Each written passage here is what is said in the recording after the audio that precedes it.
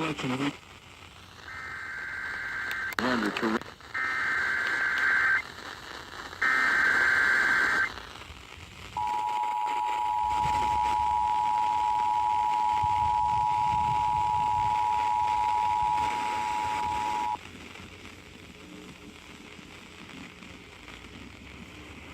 This is a test tornado warning for the National Weather Service and lacrosse as part of the statewide tornado drills in both Minnesota and Wisconsin. Again, this is only a test.